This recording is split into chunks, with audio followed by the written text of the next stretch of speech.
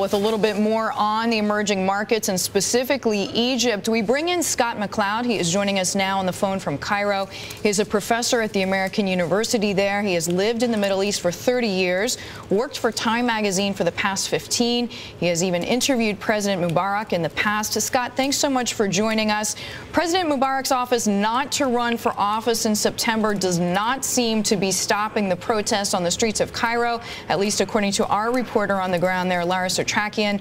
Is there any way the population can be assuaged, or is it a zero-sum game now? I think much of the population could be assuaged by what President Mubarak announced in his speech last night.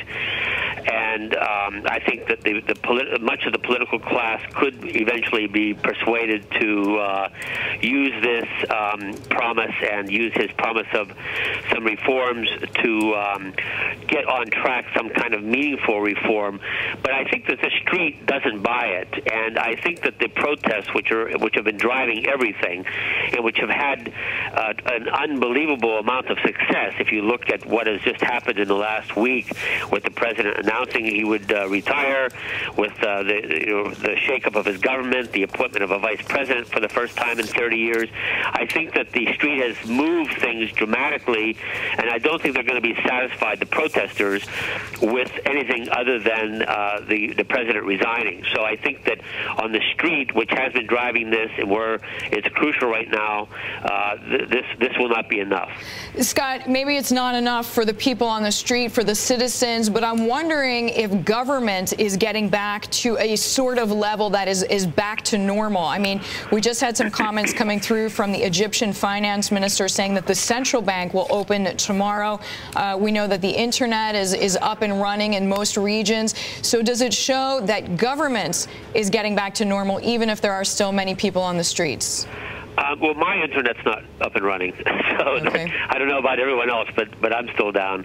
I think that the government has a strategy, and it's a reasonable one from their perspective. They see this as social unrest. Mubarak is a security man.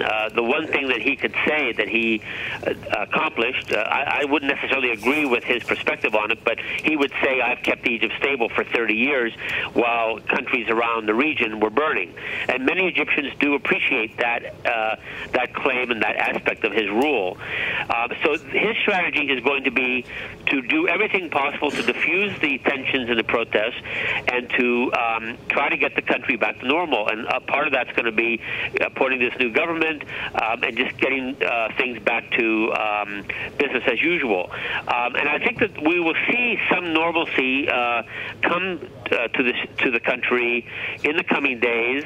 But I think that as long as the protest movement is there, keeping this demand for the president's removal on the agenda, this is going to prevent things from getting back to normal. And I think at a certain point it is a zero-sum game, that the protesters will accept nothing less, and if the president doesn't yield to that at some point, I think that we could just see either continuing protests until he does step down, or a real confrontation at some point. Scott, thanks. It sounds like, from your opinion, far from over. Scott MacLeod joining us there. He is a professor at the American University in Cairo. He has been in the Middle East for the past 30 years. You heard him say, at least from his point of view, not everything is back to normal. He does not have internet service himself, and people still are on the streets despite the army going on state TV and urging people to go home.